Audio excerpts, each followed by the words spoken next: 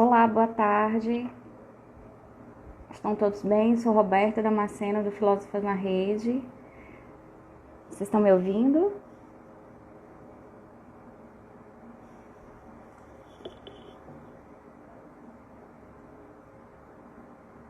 Olá, boa tarde. Vocês podem fazer um sinal de que o som tá ok para vocês?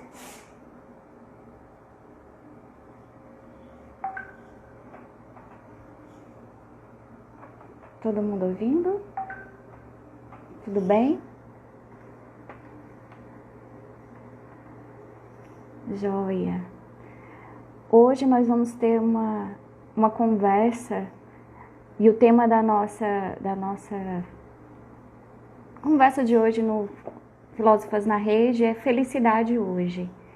Eu vou estar conversando com uma grande amiga, a professora Janete Bonfante, que ela vai estar entrando aqui para a gente conversar. Eu vou chamar a Janete, tá bom?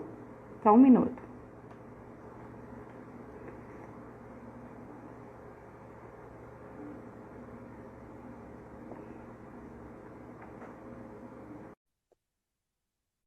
Vamos só aguardar aqui um pouco, a professora Janete vai entrar.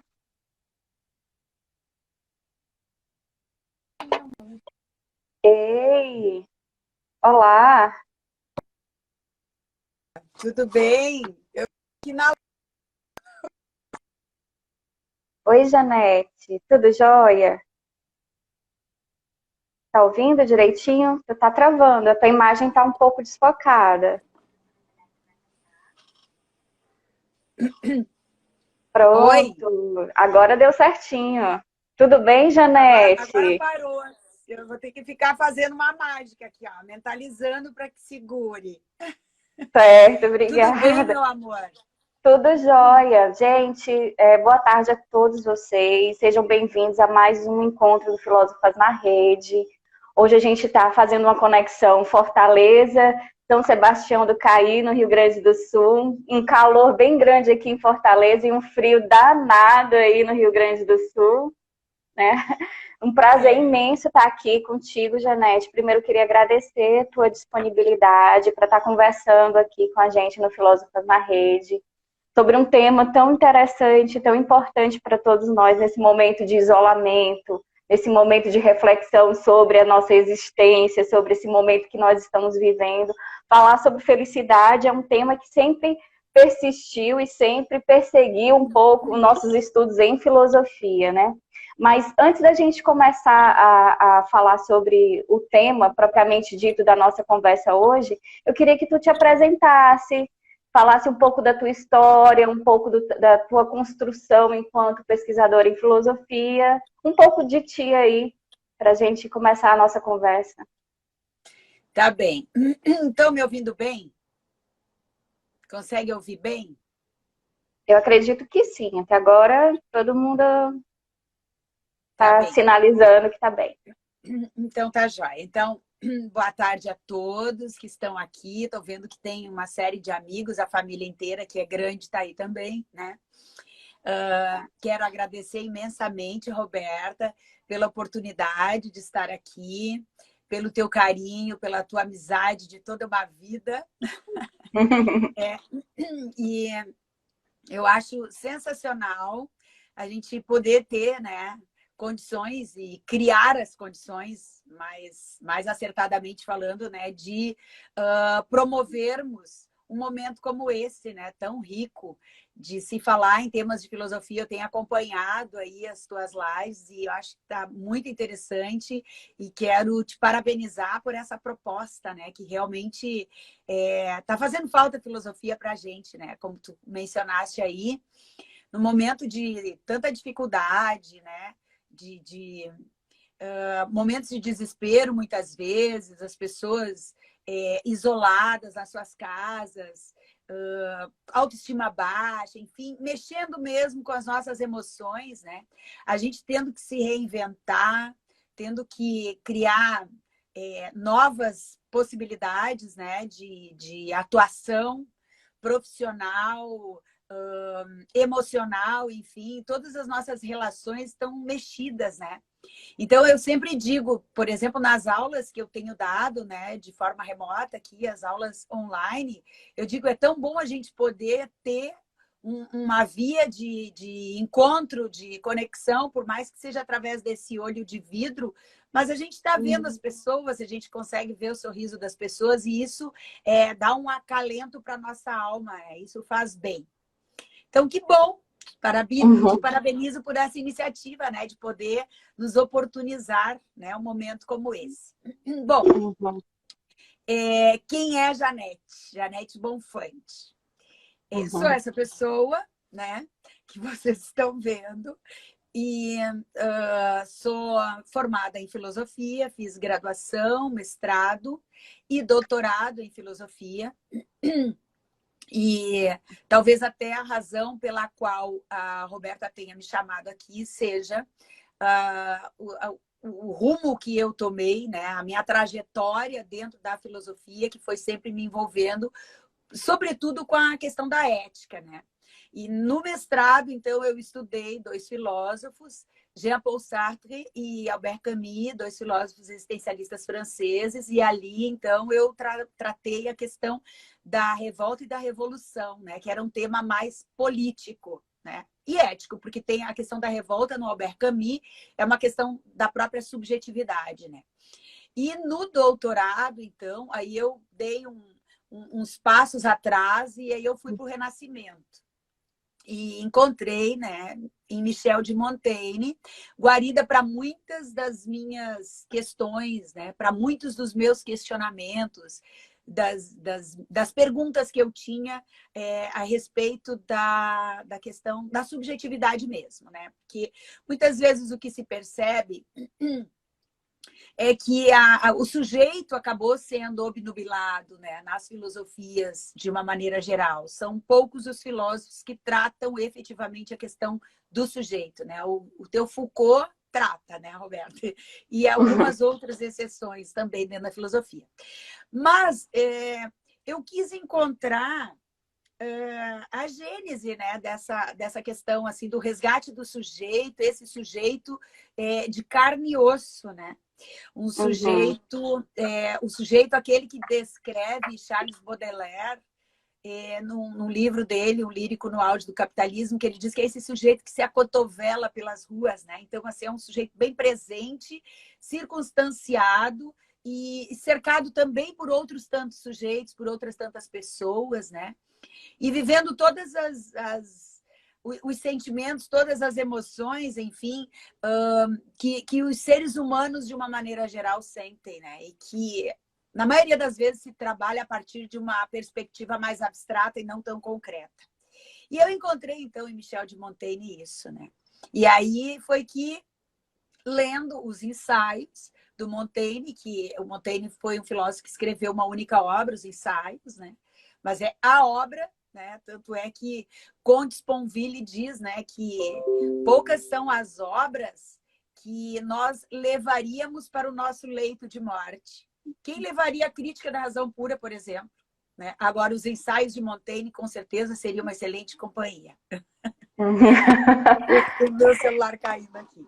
Mas, enfim, então é essa questão, né? Aí, a minha grande busca sempre foi, quando eu fui fazer o doutorado, eu sempre pensei, eu não vou fazer um doutorado simplesmente para obtenção de um título.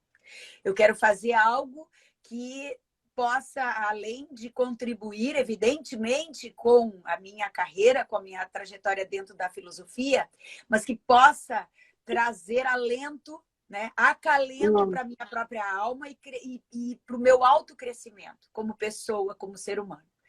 E aí, dentre tantos temas, eu fui buscar um tema que eu acho que é o tema fundamental na história da filosofia, de uma maneira geral. Que, a rigor, o que a gente pode ver é que a filosofia ela é um tema nuclear e perene na história da filosofia. E ela foi amplamente tratada a partir de distintas concepções em âmbito filosófico, né? Se nós formos remontar às origens, né? Já lá, então, nos gregos, a gente já tem conhecimento do Platão e do Aristóteles falando sobre a felicidade, né? Que é o grande telos para Aristóteles, né? Então, Uhum. assim, a ética, ela tem um único propósito para Aristóteles, que é a eudaimonia, é a felicidade. Então, a forma como cada um trata é que difere um pouco, né? Mas a rigor todos buscam a felicidade. Então, a eudaimonia no Aristóteles é tu conseguir chegar num ponto de excelência moral, né? Uma virtude tão elevada, né? Ao ponto de tu sentir-se pleno, sentir-se feliz, né? Então, que a virtude, a eudaimonia, né? Ela estaria no caminho do meio, nem no excesso e nem na falta, né? Nem no vício e nem na abstinência total, né? Aí eu me pego pensando, assim, porque aqui como a gente está numa live, há muitas pessoas aí nos assistindo que não têm o conhecimento da filosofia, não dominam os conceitos filosóficos. Então, eu vou tentar falar, né, e trazer exemplos rés do chão para poder ser um pouco mais clara. Então, assim, eu fico pensando, né? As pessoas, hoje, por exemplo, né, a gente vivendo no isolamento, as pessoas estão sendo obrigadas, né? Não é nem por uma questão de deliberação própria, né? Usando da sua liberdade de ficar no isolamento, né? Mas elas estão sendo obrigadas a ficar isoladas, salvo aqueles que têm realmente necessidade de sair. Mas ainda assim a gente percebe que o que a questão das festas clandestinas, né? E que a gente imediatamente reprova esse tipo de atitude, né? A maioria das pessoas reprova. Mas o que dizer se formos pensar, né? A partir da questão aristotélica, então, do meio termo, mesotes, né? O caminho do meio.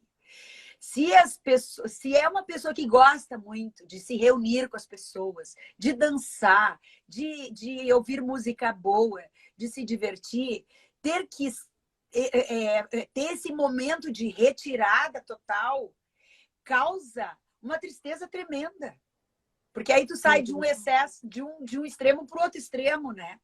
Se tu gosta disso, se isso é algo que te satisfaz, tu ter que abrir mão disso tudo não pode ser algo que te faça bem, né? Então, a gente percebe que as pessoas estão tentando, mesmo que na clandestinidade, ir atrás, né? Desse seu gosto, desse seu afeto, enfim. Tá? Eu usei um exemplo extremo, né? Mas que, na verdade, é isso, que as pessoas chegam a correr o risco por conta dessa necessidade, por gostarem. Ou da mesma forma, as pessoas que gostam de beber e daqui a pouco, né, toma um vinho, toma um espumante, enfim, toma a bebida que quiser, caipira, o que quer que seja. Se sente bem com aquilo. Só que aí ela acaba indo para um caminho extremo. E aí ela acaba comprometendo a própria vida, né? Acaba perdendo emprego, acaba perdendo família, enfim. E aí vai entrar os alcoólatras anônimos. E aí tá, daí ela vai se recuperar, ela vai estar bem. Só que ela vai ter que passar a vida inteira fugindo de qualquer boteco. Porque onde ela sentiu o cheiro, vai remeter a boas lembranças de algo que ela gostava. Ela gostava, só que ela não consegue o equilíbrio. Então, de nada adianta tu ser alcoólatra ou tu ser totalmente abstêmico, porque a felicidade não vai estar aí. Por quê? Porque a felicidade está relacionada aos prazeres, né? A rigor, o que se diz sempre é que o que se busca em termos de felicidade é afastar a dor e aproximar o prazer. A felicidade está relacionada ao prazer. Claro que daqui a pouco, se houver perguntas, se algumas pessoas quiserem falar, a gente pode, né, ampliar um Abrir o pouco leque, esse né? prazer. Porque assim, diz o Albert Camus, né, que o propósito de todos os seres humanos é a felicidade, né? É a busca do prazer, é satisfazer os seus prazeres. Só que diferem na forma como atingir o alvo. Então, o prazer, para mim, é um prazer diferente do teu prazer, né, Roberta? Uhum. E aí, como é que a gente consegue atender a isso? Então, voltando a esse caso, né, o prazer, ele acaba sendo extremado, né? Porque o vício, Uhum. ninguém vicia em coisa ruim, para início de conversa, né? As pessoas viciam em chocolate, as pessoas viciam em café, as pessoas viciam em tabaco, as pessoas viciam em álcool, as pessoas viciam em sexo, as pessoas viciam em qualquer coisa que dá prazer. O prazer Uhum. tende a causar um desregramento, né? Assim, uma desmedida, se tu não consegue se Uhum. controlar. Então, a virtude no Aristóteles, que é um pré-requisito para a felicidade, a eudaimonia, está no equilíbrio, né? Então, a gente percebe que, lá na Grécia ainda, né? Essa é uma concepção aristotélica. Então, a gente se torna alguém à medida que a gente vai praticando bons atos, a gente vai se tornando generoso à medida que se pratica a generosidade. A gente vai se tornando sábio à medida que tu pratica a sabedoria, que tu estuda, que tu vai. Então, tu é um tornar-se, né? Tu te torna alguém. E a felicidade, então, é essa busca, é o telos, é o alvo. E tu vai praticando e vai caminhando rumo a essa felicidade. Já no Platão, a felicidade é a chamada macariotes, né? Ou macaria. Essa macaria, ela está muito mais relacionada a um dom. É algo que eu já recebo, então eu já nasço propenso para essa felicidade. Eu só tenho que usufruí-la e degustar dela, né? Então, é uma concepção um pouco diferente. Então, essa questão toda é lá na Grécia, né? Mas, e aí, para tentar entender um pouco a diferença, por exemplo, né, de Platão e de Aristóteles, a gente poderia usar, talvez, recorrendo a uma outra língua, vamos usar o inglês, né? Que seria, para o Aristóteles, a felicidade seria happy. E para o que é feliz, nesse sentido, né? No inglês. E para Platão, blessed, que é venturoso, abençoado. Né? Tu recebeu isso, né? Um dom que tu recebe da felicidade. Né? Então, é algo mais no plano ideal, né? Engraçado, né, Janete, você tá falando aí, eu me lembrando das minhas aulas de filosofia, né, antiga, com alguns professores que eu tive na academia, e a gente tem, eu lembro quando a gente foi, eu não sei se você, quando foi lá na UFMG, você teve algumas aulas com o Marcelo Pimenta, o professor Marcelo Pimenta. E havia uma grande discussão, né, e nesse caso aí da felicidade, do Platão, como esse dom, ou como a gente sempre aprendeu na universidade, que o Platão falava que a felicidade nunca estava ligada a prazeres no corpo, né? Não poderia estar de jeito nenhum, a felicidade sempre era algo apartado e sentido pela razão, né? Sim. E aí eu lembro muito bem que nessa época, quando a gente estava estudando lá na UFMG, há um bom tempo, para a gente não dizer há um tempinho atrás, né? E foi quando a gente se encontrou num colóquio sobre felicidade, sobre Montaigne, né? O Marcelo Pimenta tinha um estudo que era do Filebo, que era um texto do Platão, um diálogo do Platão jamais, né, na fase já da maturidade do Platão, que o Platão afirmava que a vida feliz era uma vida mista, era um misto entre os prazeres do corpo e os prazeres da alma. E a gente ficava, nossa, eu aprendi na graduação uma coisa totalmente diferente, né? Que era importante essa experiência da felicidade de Platão ser a experiência do conhecimento, né? Isso é que era, né, a grande virtude da felicidade, né? E aí o Aristóteles vem com a ideia, né, da mediania, né, dessa virtude que deveria ser esse nem o extremo e nem a falta, né? Mas aí uma escola, depois de Platão, depois de Aristóteles, né, isso para a gente pensar na filosofia ocidental, fala, né, que existe um prazer que deve ser valorizado acima de mais, que é um prazer que vem das sensações do corpo, né? Que aí a gente vê as escolas como as escolas de Epicuro e depois como é o nome dele, meu Deus, Aristipo, que esse era o da escola da eudaimonia mais radical, né? Era o hedonista mais radical, né? Dessa escola. Então, assim, a gente sempre aprende na filosofia, com a filosofia antiga, também depende da leitura de quem faz, que o corpo ele não deve ser valorizado, né? Então, por isso que a gente fica nesse dilema, né? Sempre. O meu corpo que é viciado em chocolate, a partir do momento que ele deixa de comer chocolate, ele sofre. Ou aquele corpo que está sendo feliz no aglomeramento com as pessoas, quando retira aquilo, isso sofre. E aí a gente coloca aquela questão da felicidade, mas a felicidade ela é individual ou ela é coletiva? E aí o Montaigne, eu acho muito legal o Montaigne discutindo isso, né? A felicidade é uma experiência individual, né? E eu acho interessante também para a gente também dialogar um pouco com essa questão da moralidade, né? Em julgar as pessoas que estão, né, fazendo aglomerações, não fazendo aglomerações, ou estão abrindo mão de fazer aglomeração porque acha que é um bem maior, né? Como é que tá isso? Onde é que você coloca a sua felicidade, né? Ótima contribuição, Roberto. E é bom lembrar da UFMG, né? Demais. A gente se encontrou num momento de felicidade, né, Janete? Isso que é importante. E é muito legal lembrar disso, nesses momentos. É verdade.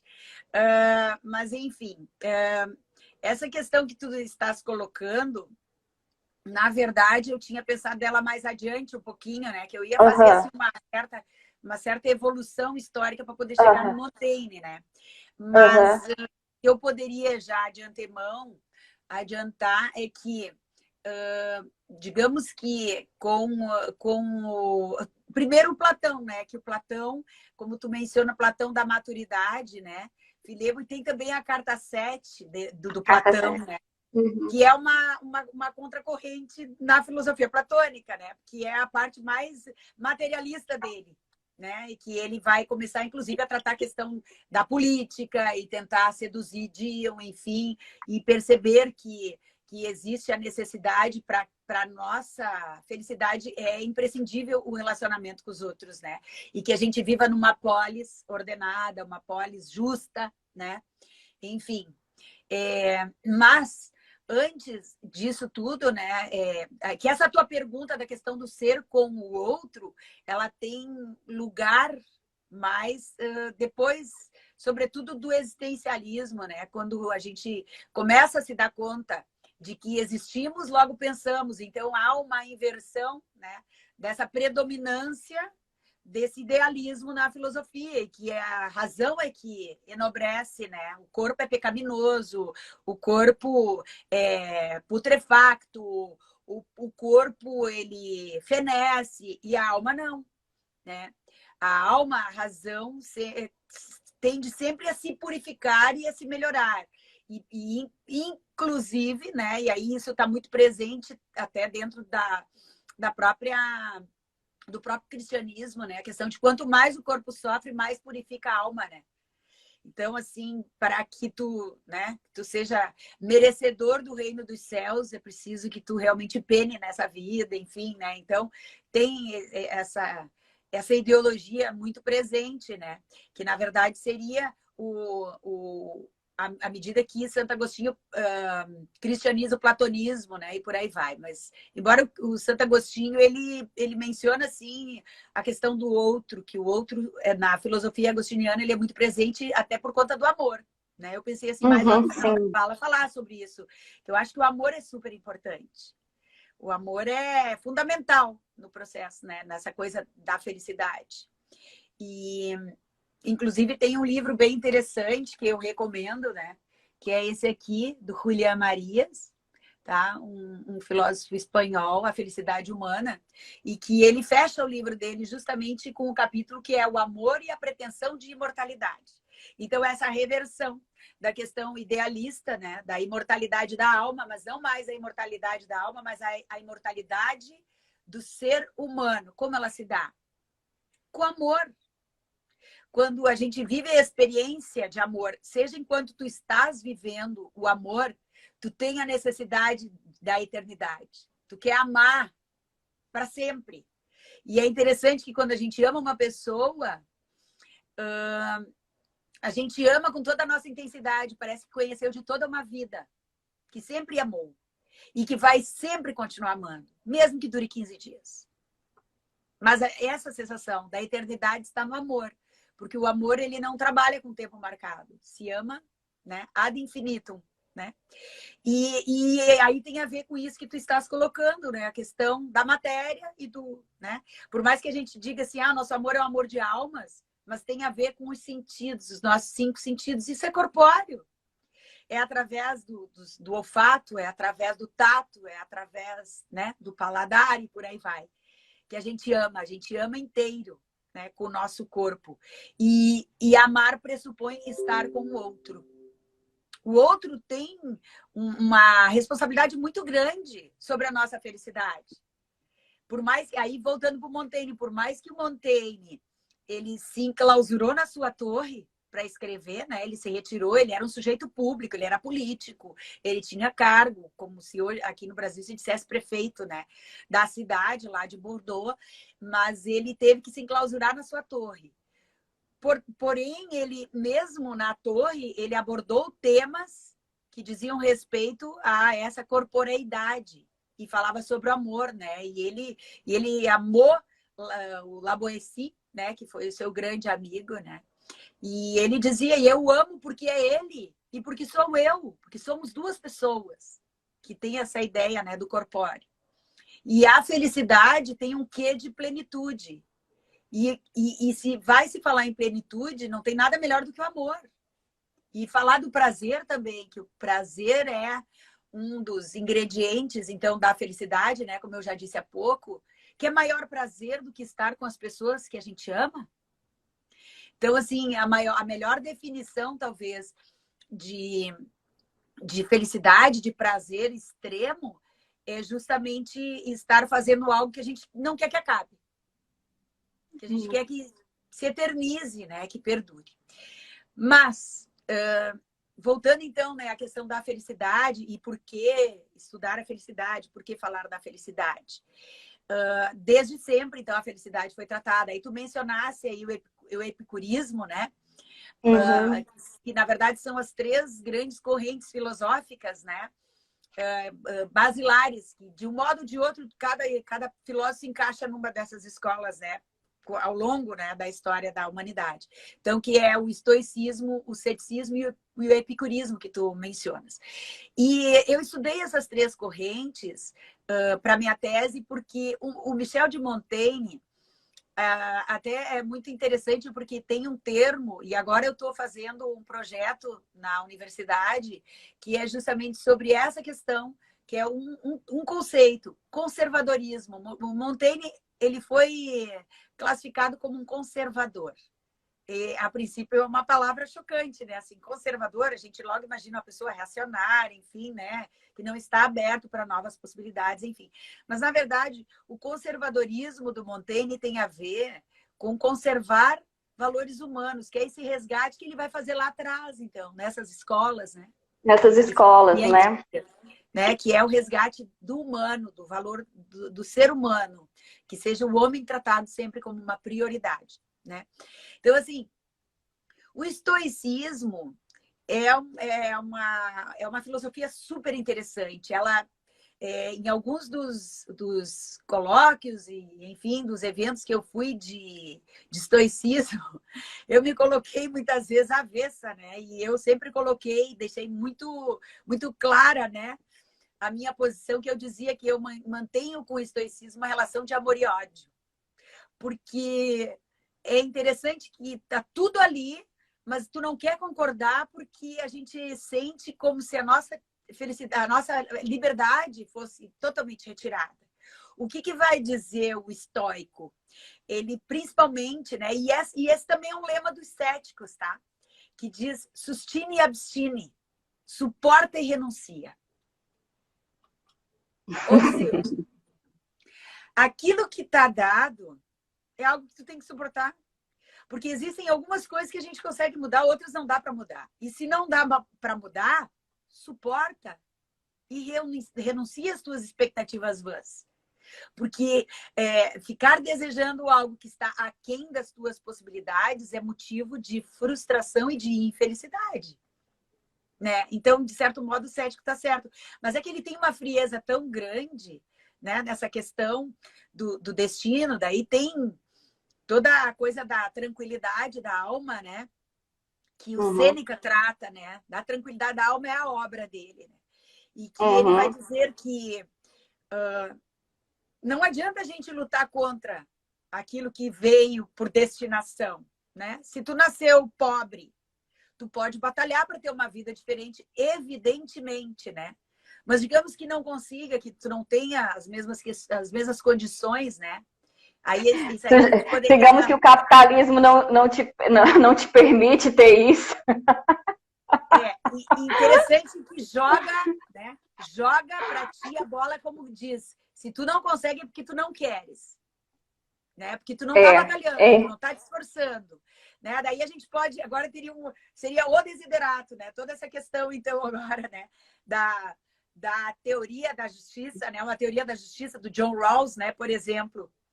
Que o problema todo está nas condições originárias, as oportunidades iniciais. Né? Se eu nasci num berço de ouro, a propensão para que eu tenha sucesso na minha vida é infinitas vezes maior do que se eu nasci, né, paupérrimo, né? E por aí vai. Claro que existem as exceções, mas não é a regra. Aí vamos pensar, digamos que eu não consegui, que eu sou mulher, né? Mulher negra no Brasil, né? Cheia de estigmas já sociais, que eu já nasci, já e mesmo sem querer, estrangeira nesse mundo, né? Eu sem querer, eu já nasço e já sou taxada, e já sou enquadrada numa série de impossibilidades. E eu tenho que trabalhar muito cedo. Criança, eu já tenho que ir para a sinaleira para ajudar minha família. Eu vou ter que ir para a sinaleira vender bala e tudo. Eu não vou ter condições de estudar. Eu não estudo, eu não consigo mudar a minha condição assim. E ainda vou casar e talvez eu vou sofrer ainda, né? Maus tratos, enfim, né? Um casamento abusivo, sei lá o quê. O que eu vou fazer?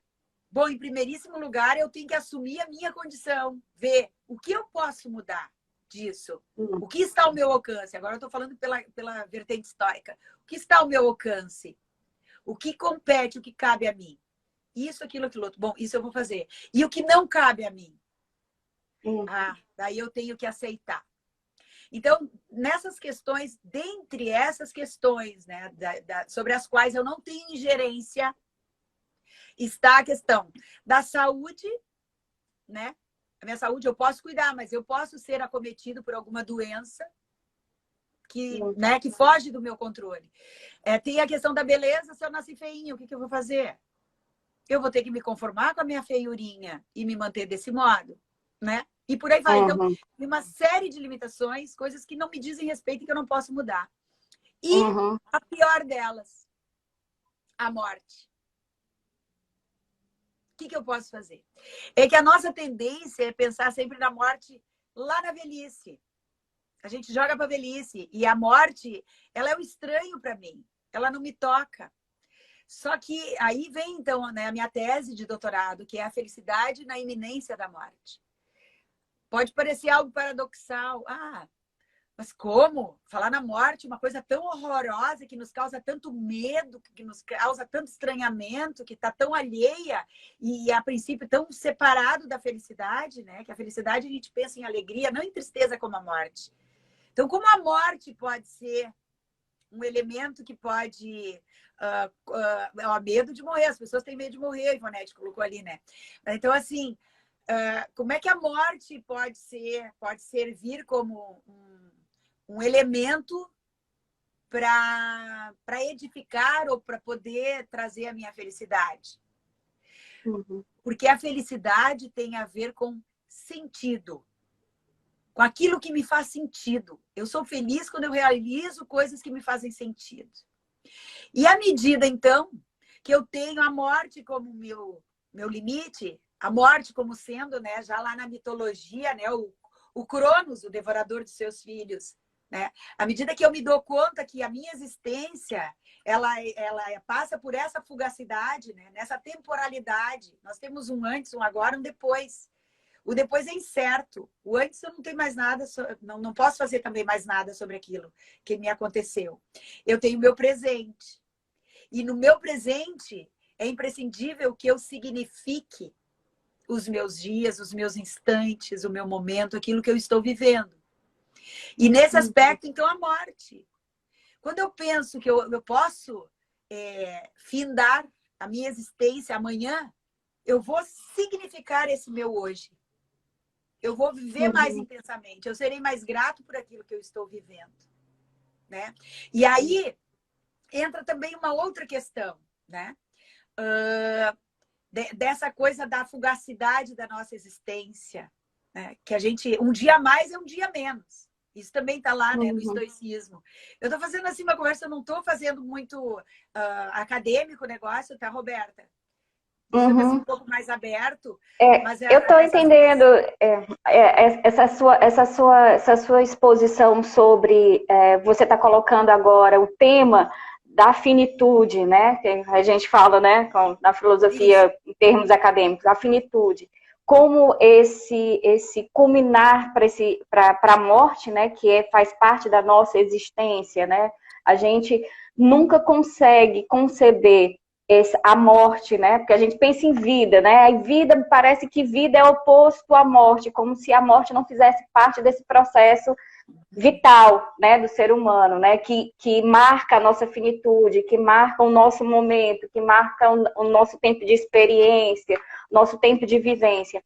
E aí você me trouxe uma coisa que a gente está vivendo bastante, porque nesse momento de perdas, de busca de sentido para a vida mesmo, parece que nesse momento de isolamento a gente está sentindo mais perto esse peso da nossa finitude. Não e mesmo porque, né? Tu é um exemplo disso, uma tia que veio a falecer, veio a óbito por conta do Covid, né? Então a gente começa a sentir a presença da morte mais perto. Sim. Aqui pra gente ainda não tá tanto, né? Aqui o Rio Grande do Sul tá com um número menos expressivo, né, de ocorrência de óbitos. Mas as pessoas que estão vivendo mais de perto isso estão sentindo a presença, né, da morte. Agora, poucas pessoas... E aí, né, aí é normal, as pessoas realmente não gostam de pensar, né? A consciência é uma coisa que incomoda, como dizia David Hume, né? Todo mundo deseja tudo além do que possui. A gente quer uma casa melhor, quer um carro melhor, a gente quer viajar mais, a gente quer fazer mais. A única coisa, diz ele, que ninguém quer ter além do que possui é a consciência. Porque a consciência incomoda. A consciência me tira da minha condição de conforto, ela exige uma nova postura, muitas vezes, né? Daí, dar-se conta desse risco iminente da morte. Tem gente que não quer pensar. Né? Então... E não liga também esse momento a questão que a gente fala sempre da iminência, né? A contingência, as coisas que podem acontecer que fogem à nossa possibilidade de controle, né?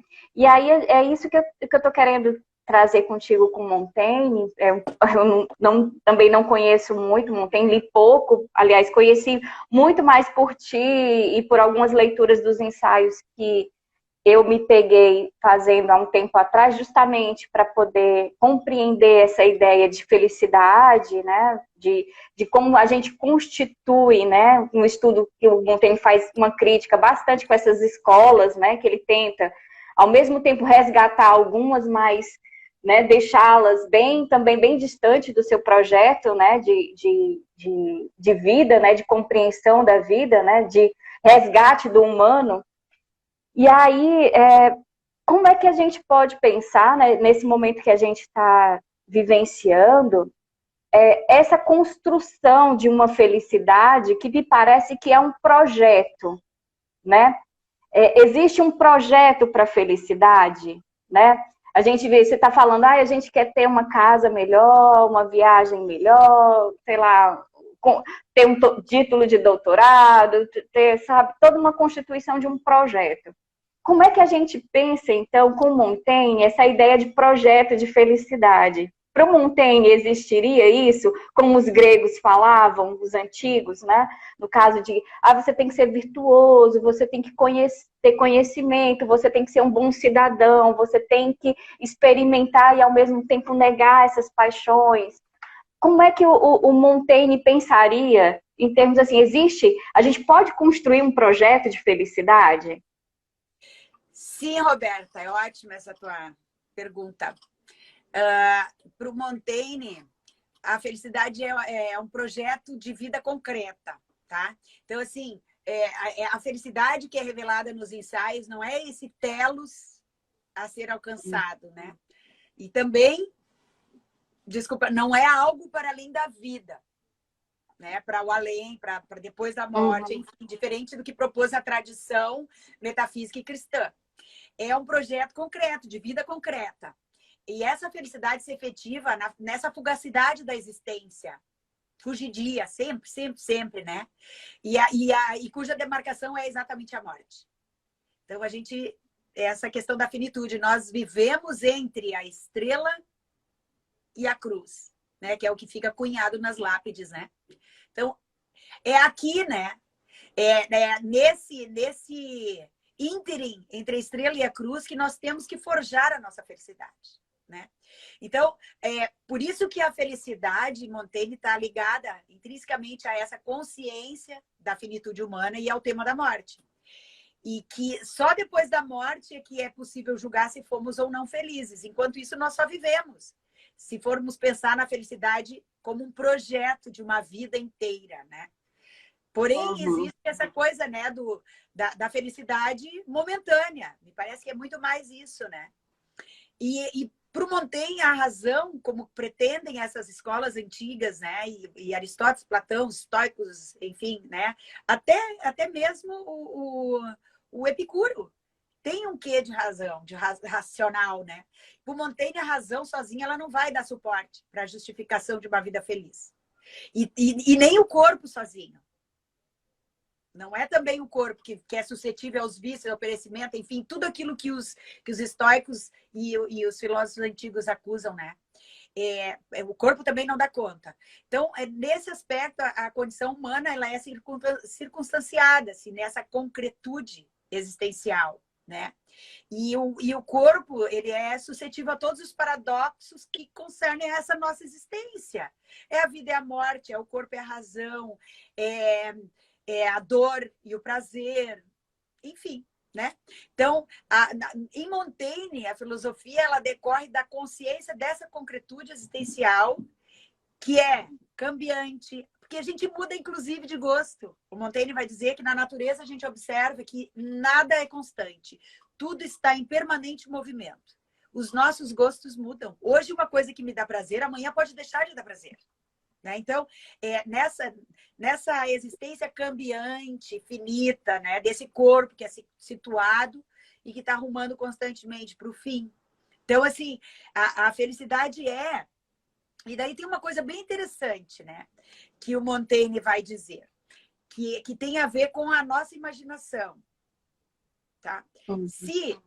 quando a gente fala, por exemplo, né, para os gregos, enfim, que tinha essa questão da razão, que a razão é que cria, a razão é que imagina, a razão é que projeta, o Montaigne vai dizer que sim, a razão ela pode sim imaginar, mas a razão ela pode nos oprimir, ela pode nos judiar. Tá? A imaginação, desculpe. E ele vai comparar a imaginação a um cavalo indomável. O que acontece? Tu não segura a tua imaginação. Tu tem que fazer um esforço muito grande. E talvez esse seria assim, a gente não tem receita para a felicidade, porque a minha felicidade é diferente da tua felicidade. Porque a felicidade está atrelada ao sentido que tu dá para a tua existência. Aquilo que te completa, aquilo que te faz bem, que te traz tranquilidade, enfim, né? A felicidade plena, Samantha, existe no instante. Até te responder. Eu já estou respondendo aqui, né? Então, É assim, porque a gente tem essa noção, a nossa formação é tão cristã que essa ideia de plenitude parece que é uma coisa da eternidade, né? E a eternidade é algo que está para além desse mundo, né? Pra gente, assim, não tem tem que ter um tempo para não se acabar, né? isso. E isso é interessante de pensar. O Montaigne parece que o Montaigne ele está nesse tempo do agora, né? Do agora. Usufruir desse momento, né? É isso que é Estar interessante. inteiro, estar inteiro. Então, quando ele fala dessa coisa, né, que ele faz, então, essa analogia, né, da imaginação com esse cavalo indomável, é justamente por isso. A nossa imaginação, ela tende a nos tirar do instante. Então, assim, ou eu estou imaginando e fazendo, né, então, essa projeção lá para frente, né? Para um depois que eu nem sei se vai acontecer, porque sempre tem que se pensar que existe a morte, que pode interromper todos os meus projetos, sem avisar. Uhum. Eu tenho inclusive uma poesia, né, de uma vez, assim, porque muito andando na estrada, eu vi muitos acidentes. E teve um acidente muito horrível que eu vi uma vez que eu estava indo de manhã trabalhar, e o rapaz estava embaixo de um caminhão, numa moto. Ele entrou, né? E a mãe dele gritava do outro lado, assim, no canteiro, gritando, vendo o corpo do filho ali. E ela dizia, meu Deus, ele tinha tantos sonhos. Eu ainda consegui ouvir essa fala da mulher. E eu fiquei arrasada com aquilo. E, de fato, cada morte é um pacote de sonho que se enterra. Então, assim, muita coisa por fruto da nossa imaginação. Eu não estou aqui querendo fazer apologia do viva assim, né? Feito foguete, feito pólvora, enfim, sem projetos. Óbvio que a gente se organiza projetivamente. Claro. Tem vontade de fazer o doutorado, a gente tem vontade de fazer um pós-doc, a gente pensa, faz a nossa rotina diária. Não dá para viver sem isso, sem essa organização minimamente, né, do nosso tempo futuro. Mas o que não Claro, dá até para porque jogar tudo para o futuro. Eu vou ser Até feliz. porque nós somos dotados de imaginação, né? A imaginação faz parte disso, da nossa própria faculdade da racionalidade. Eu acho isso interessante, isso que eu essa semana vi uma aula com uma professora de um curso que a gente está fazendo sobre as pensadoras, e ela estava trabalhando com uma autora chamada Margaret Cavendish, e ela fala bastante dessa questão da imaginação. Eu lembrei também do Sartre, dessa questão da gente se projetar para uma construção, né? Para além do nosso tempo. É importante também, agora não vale a pena você ficar só nessa projeção, é a mesma questão da esperança na revolução. Se você colocar a esperança num que está para vir, a revolução nunca vai chegar, como dizem os nossos existencialistas, né? E quando a esperança não existe? Por exemplo, vamos pensar agora na questão do Covid. A gente poderia pensar, faltam apenas 20 dias, faltam 19, tem uma esperança de um fim. A gente está assim. E agora? A gente não tem não se pode mensurar esse limite, né? Até onde eu tenho que suportar, até onde eu tenho que aguentar. Então, isso acaba gerando frustração, né? Então, assim, essa questão, né, desse cavalo indomável da imaginação lá longe, como tu disseste aí, tá? O Sartre vai dizer, né, que nós somos um para si. O agora não é nada, a gente é sempre uma projeção para o futuro, deixar de ser quem éramos para nos tornarmos algo que ainda não somos. Nessa vida, né, assim, nessa questão da temporalidade. Ok. Só que o que a gente não pode é ficar jogando para esse futuro a nossa felicidade, a nossa satisfação, a nossa inteireza. Eu não posso esperar o final de semana para ser feliz. Eu não posso esperar as minhas férias. Eu não posso esperar a minha aposentadoria. Porque enquanto isso, a vida está indo, a vida está se esgotando. Um dia a mais é um dia a menos que eu tenho. Uma hora a mais é uma hora a menos para viver. E eu não sei quanto tempo eu tenho para viver. Então, eu tenho que viver esse meu momento, né? E assim, do mesmo modo, a imaginação também nos trai no sentido de que, por vezes, nos apegamos ao nosso passado e a gente fica remoendo coisas que fizemos, que talvez não tenhamos tido um bom desempenho, e sobre as quais também não temos ingerência alguma, porque a gente não vai modificar. Tá feito, tá feito. Foi errado, foi bom, tá feito. Não adianta a gente ficar se machucando, se penalizando, se açoitando, né? Se autoflagelando por algo que nós cometemos, por um erro que cometemos lá atrás e que não vai ter como reverter. Né? Eu costumo brincar quando eu dou aula para o pessoal da psicologia, que eu digo: hoje fazer psicologia está muito fácil. Pessoa que é apegada com a questão do uso da imaginação. Quem está com a imaginação muito presa ao passado é depressivo. Porque fica se açoitando e fica impotente diante da realidade porque está pegado lá. E quem vive lá na frente é ansioso. Então tá fácil para os psicólogos diagnosticarem hoje. Eles querem me matar, né? Mas assim, grosso modo, é mais ou menos isso. Tu tá lá ou tu tá lá adiante e onde é que tu não tá? No aqui, no agora. Tu não está presente, tu não está inteiro. E agora logo, você tocou... Se tu não está... Só para terminar, se tu não estás presente, tu não tem gratidão. Tu não agradece por esse teu momento, por esse teu instante, pelas coisas que tu tem, pelo que tu conquistou. Tu tem o mestrado, tu não tá grata pelo teu mestrado, tu quer o doutorado. Percebe? Então a gente nunca tá feliz e satisfeito com aquilo que nós temos. A gente está sempre lá adiante, querendo algo que a gente não tem e que nem sabe se vai chegar. É muito presa à vontade, como diz o Schopenhauer, né? Muito presa, tá sempre presa à vontade, conquista e depois do desejo. O Eros, e agora? Tá sempre atrás. Você tocou agora num ponto que é a grande chave agora para nossa discussão, e a gente já está assim, né, indo para o finalzinho. A questão da felicidade hoje, né?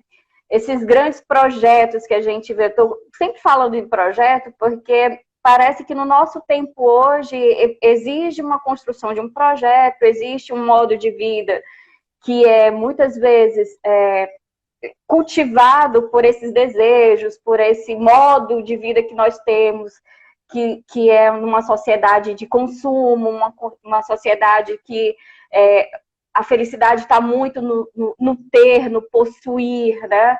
no fazer disso uma grande bandeira para a existência. Né? Olha, eu fui feliz porque eu consegui isso, porque eu tive êxito, porque eu sou um empreendedor de mim mesmo, eu pude vencer minhas batalhas, eu alcancei lugar tal, estou presente em algum lugar. E a gente vê isso muito nesse discurso hoje de vender essa felicidade. A felicidade está nisso.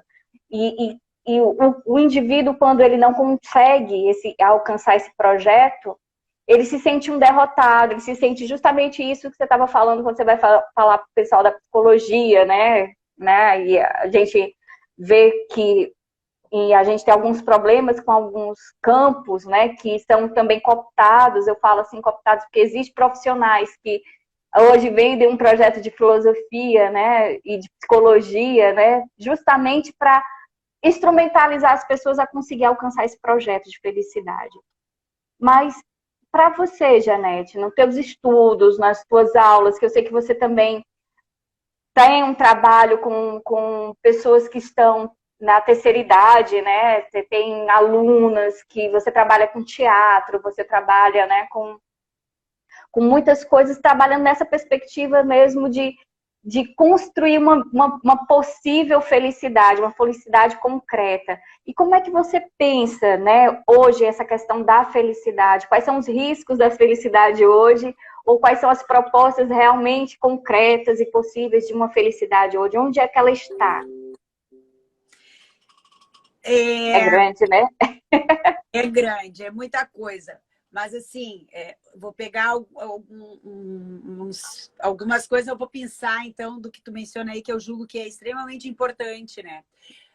Essa questão mesmo da sociedade de consumo, né? Que nós estamos vivendo. Então, assim, existe um termo marqueteiro, né? Que é muito vendido, que é qualidade de vida. Só que qualidade de vida nada mais é do que passe o cartão. Passe o cartão, abasteça o seu tanque, passe o cartão. Pegue a estrada, né, com os filhos, e vá para... Aqui seria assim, né, o ápice, né, do luxo, da burguesia. Vá para Gramado, né? Aí tu vai passar pedágio, tu vai pagar pedágio, aí tu vai ficar no hotel, daí tu tem o minimundo, maximundo, mundo isso, mundo a vapor, mundo não sei o quê, tudo quanto é. Passe cartão, passe cartão, passe cartão. E nunca esquecendo as selfies com o melhor ângulo para mostrar. É uma necessidade de mostrar que está fazendo algo e que está super feliz. Só que isso é qualidade de vida, qualidade de vida, que é bem diferente, no meu entendimento, de vida de qualidade. Vida de qualidade é eu sair, fazer uma pipoca, tomar um chimarrão. Aqui no Sul tem o hábito, né, do chimarrão. É tomar um chimarrão no parque, dar risada com os amigos. É bater um papo filosófico profundo aqui de significado, de sentido pra gente. Isso é vida de qualidade.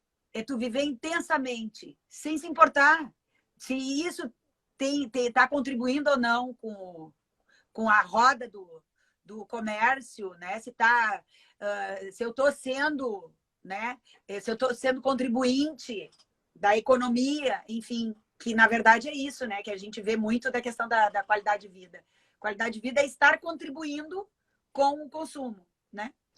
E a felicidade não tem a ver com isso, porque muitas vezes a pessoa, né, vai para um shopping, gasta, porque está deprimida, chega em casa, acha que está feliz com aquilo, mas ela vai se deparar que ela tem as contas para pagar. Então, piora mais ainda a coisa, né?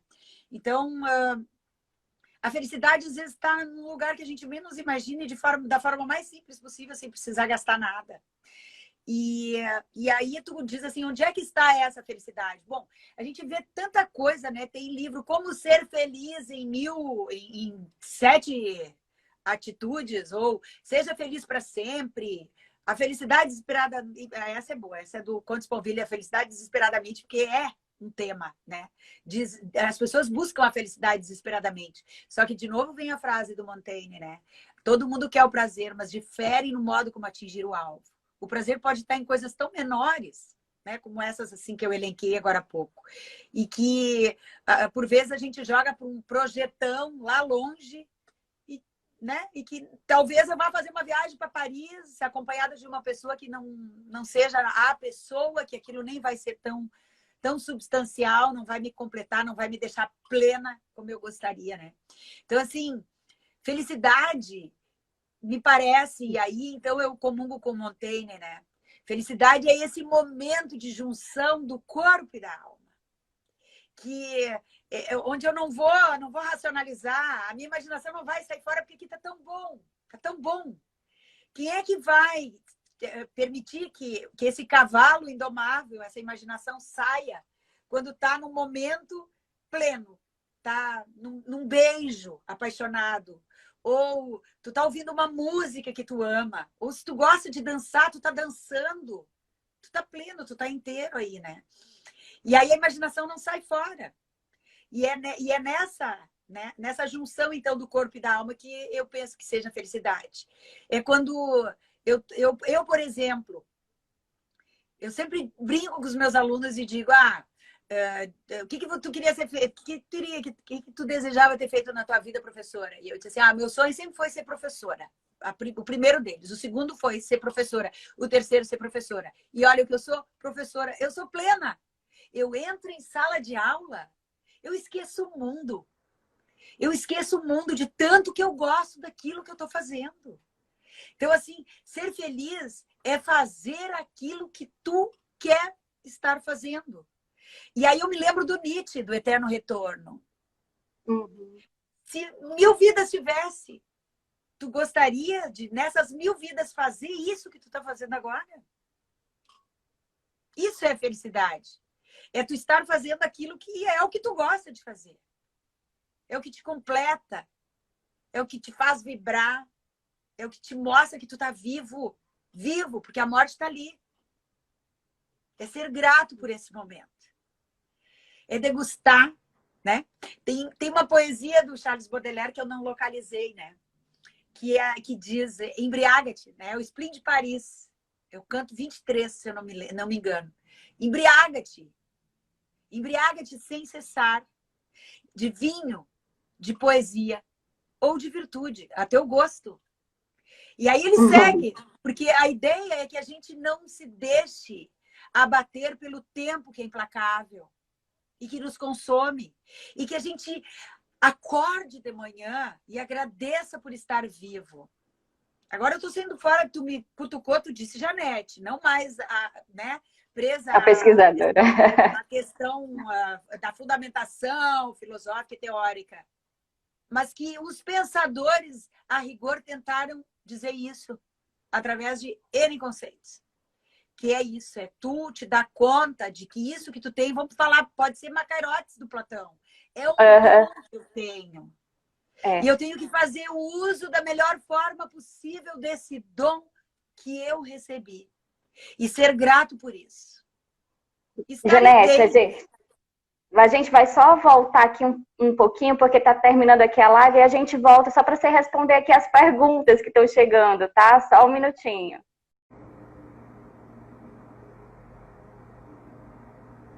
Voltamos.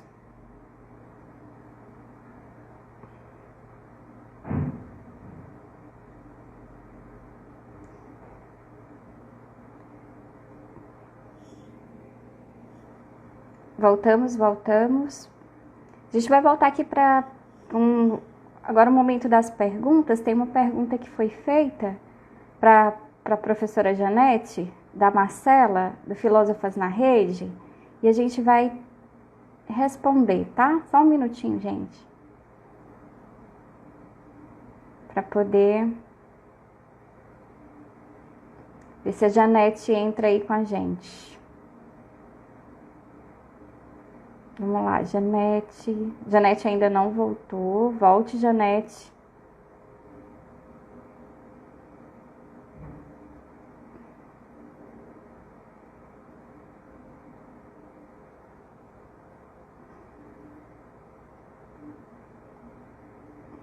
Só esperando, gente, um pouquinho a professora Janete voltar. Já voltou aqui, aí a gente vai continuar.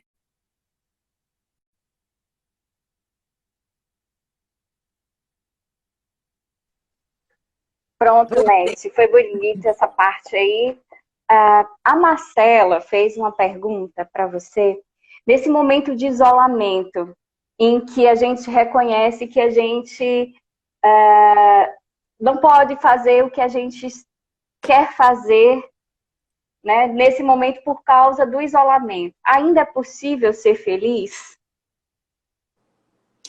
Sempre é possível ser feliz. A felicidade é o nosso grande projeto de vida, né? Então, assim, nós somos seres orgânicos e espirituais, né? E até esse livro eu recomendo para quem gosta do tema da felicidade, esse aqui, A Felicidade Humana, do Julián Marías. E nele ele fala, então, né, dessa coisa de que nós somos... A vida humana, ela é material, é orgânica, ela é econômica, ela é psíquica, ela é espiritual, ela é cultural, é relacional, né? Então, assim, a gente realmente sente carência quando uma dessas partes não está, né, sendo atendida, quando uma dessas necessidades não está sendo atendida, evidentemente. Que o quadro não está bom para ninguém. É difícil a gente viver e tendo que abrir mão, como eu dizia antes, né, das coisas que nos dão prazer, das coisas que nos completam, que, enfim, que fazem que a gente seja quem a gente é, porque a gente é nas relações com os outros, né? Mas aí vem a questão do estoico, talvez, né? Sustine e abstine, suporta e renuncia por hora. A gente sabe que em algum momento isso vai passar. Eu estava lembrando agora de uma fala que você tem, que quando você iniciou, que eu acho vai muito com que a Marcela, para tentar responder um pouco a Marcela, que é uma coisa que eu também penso, né, nesse momento também de tanta perda, tanto isolamento, e assim, às vezes você se sente impotente porque não pode mudar essa condição, né, de que nós estamos, mas, por exemplo, você falou sobre esse momento, né, que a gente cria novas formas de estar em contato com o outro, mesmo que esteja virtualmente nesse sentido, mas no olhar, no conversar, no ouvir a voz da pessoa, a gente sente um momento de estar inteiro naquele momento, estar feliz naquele momento, de poder ouvir aquela voz e de aí vem todos os afetos que aquele contato está com você, né? Por exemplo, quando eu estou falando com você agora, as coisas boas que a gente viveu juntas, né? A gente tem uma história, enquanto Janete e Roberta, a gente tem uma amizade já há um bom tempo, a gente já viveu muitas perrengues juntas e muitas felicidades juntas, mas quando a gente se encontra agora, parece que a gente, né, vê aquele conjunto de emoções e boas sensações que aí a memória traz, né? Os abraços, as comidas que a gente fez junta, bolo de aniversário, tudo isso vem junto, né?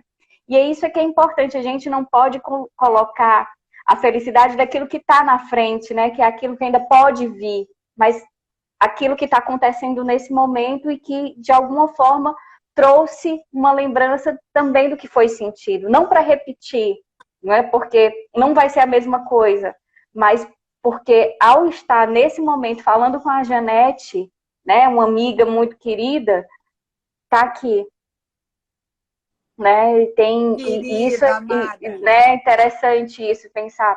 E eu acho que a gente nesse momento precisa, né, pensar nessas outras formas de poder estar com o outro, né?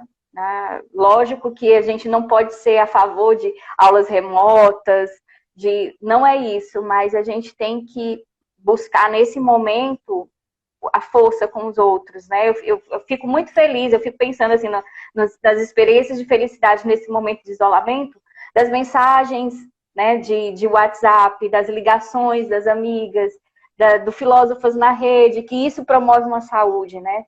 E aí eu vou dizer que eu sou, nesse momento, eu sou bem spinozana, né, nesse sentido. É uma potência, é um afeto que causa uma potência de vital mesmo, de continuar, de querer estar presente e sentir ainda essa vida que temos, né? Lógico que a gente quer mudar, né? É muito legal, muito bom isso. E aí, Janete, eu queria muito que tu deixasse aí tuas palavras. Primeiro, agradecer a todo mundo que está ouvindo Filósofos na Rede, ao Filósofos na Rede também, a você, amiga minha de tanto tempo e tanto carinho. A gente está aqui a quase 600 quilômetros de distância, né? Mas a gente sempre está de coração pertinho do outro. Isso é interessante. Eu penso que aí essa coisa, né? Suporta e renuncia a esse momento, mas de qualquer modo a gente tem N razões para poder dar uma revigorada, né? Isso tudo que tu disse, olha que coisa linda, eu me emocionei, né? Pensar aí volta de novo aquela questão do amor, né? O amor é o mais importante nessa vida. E o amor, a amizade, que é a forma mais pura do amor, né? Isso a gente tem de sobra. Não importa a distância, não importa o tempo que passe, a gente continua ligada, né? Tem uma poesia do Shakespeare que diz, né? Os verdadeiros amigos podem passar muito tempo, né? Longe, e quando se encontram é como se nunca tivesse havido uma separação. E assim é como é conosco, né, Roberta? Sim, é um amor puro e verdadeiro, né? E que eu acho que nesse aspecto, eu sou suspeita para falar, tu falou aí até com certo, né, assim, um ressentimentozinho com a questão da tecnologia, mas eu sou defensora e eu sou fã das tecnologias. Porque eu imagino que se não fosse assim, a gente não teria. A gente não estava, né? Não estava. A gente não fica longas horas conversando também pelo WhatsApp, né? Amiga, tu tá emocionada como eu te amo. Estou emocionando também. Emocionada, esse projeto do Filósofos na Rede é interessante porque, além de dar visibilidade, é um lugar também de acolhimento. A gente está fazendo filosofia, mas a gente também está fazendo uma construção de afetos. E eu acho que isso é importante, né? E eu acho que quando a gente escolhe as pessoas para fazer live, a gente tá querendo, de alguma forma, contribuir para as discussões e também se aproximar das pessoas que a gente gosta. Isso é que é importante. Eu vejo aqui que tem as meninas aí, tem muita gente que que aproveita esse momento das tecnologias e quem sabe agora a gente nunca pensou fazer coisas tão maravilhosas nesse tempo de isolamento, de ajudar tantas pessoas, né? A gente não imagina o quanto a gente está, mesmo aqui conversando sobre felicidade, falando sobre amizade, sobre filosofia, o quanto a gente está junto. É Né? verdade. E isso é muito legal. É E eu muito me legal, emociono. querida, mas que bom, né? E eu acho que o mais importante é isso, é a gente se dar conta de que nós somos afeto, que a gente Sim. tem esse sentimento e que, mesmo que seja com esse olhinho de vidro aqui, né? Que a gente está presente, né? E tem tanta gente, como tu mencionaste aí, né? Tuas amigas há pouco, agora a Márcia falou, né? Nos parabenizando e tal. Tem muitas amigas nossas, né? Pessoas queridas. Temos. Tem meus filhos, todo mundo aqui conectado, né? Por um tema comum. E isso é união. E eu acho que ser humano é isso. É estar próximo, é estar perto, é falar sobre coisas que dizem respeito à nossa condição de humanos, né? E sobretudo, nesse momento tão difícil, a gente poder estar assim se abraçando virtualmente e mostrando que todos estamos aqui e que ninguém está sozinho na sua tristeza, na sua alegria, enfim, na sua batalha, nos seus desafios, né? E hoje... teve um rapaz que falou uma coisa para mim que eu achei interessante, que ele disse que enquanto uns choram, outros vendem lenço. Então, assim, né? Que bom que a gente encontrou uma alternativa. E a gente está aqui e tentando, de alguma forma,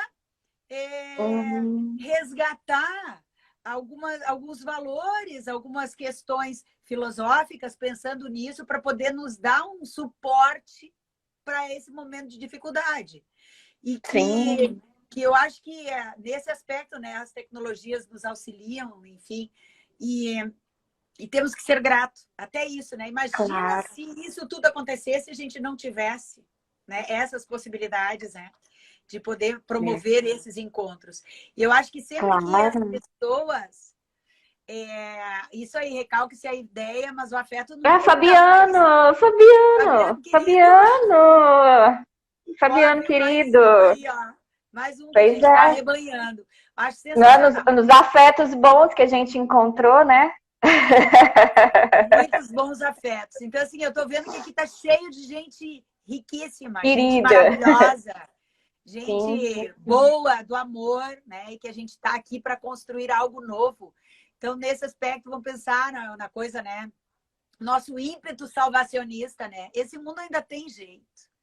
E a felicidade é possível. E eu levanto a bandeira da felicidade pelo amor. Eu amo meus amigos. Amo. Eu sou muito feliz pelos amigos que eu tenho. Pessoas maravilhosas como tu, Roberta, como vários que estão aí, Márcia, Samanta, Josinha. A Josinha. Tem horrores de gente que está aqui.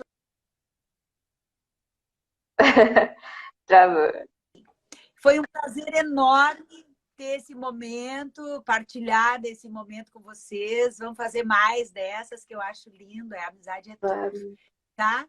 Então, obrigada, Roberta, por essa oportunidade. Mais uma vez, meus parabéns pela iniciativa. Continue assim, tu é linda. A minha filha acabou de entrar, Sofia. Um beijo, Sofia. Tá terminando a live. Sofia, mas a Mariana entrou. Eu vi que a Mariana entrou, né? Janete, gente, tem 4 filhos lindos. 4 filhos lindos. O Israel, as gêmeas, a Mariana e a Sofia, e o Pedro, que é a coisa mais linda do mundo. Já estão todos enormes. A gente conhecia, eles eram pequenos. E eu mais Mas assim, amiga, não fala não, porque é isso mesmo. Mas somos ótimos. A vida é isso. Janete, gente, muito obrigada a vocês que continuaram aqui no Filósofos na Rede. Fiquem bem, né? Amem a quem vocês amam realmente de todo o coração. E a gente vai continuando aqui. Amanhã tem mais Filósofos na Rede. Amanhã tem mais uma live sobre afeto, sobre cuidado. Então, fiquem aí com a gente, Janete. Até breve. Um beijo. Beijo a todos. Fiquem bem. Muito obrigada, Roberta, por essa oportunidade. Tá, beijo. Beijo a todos. Beijo. Tchau.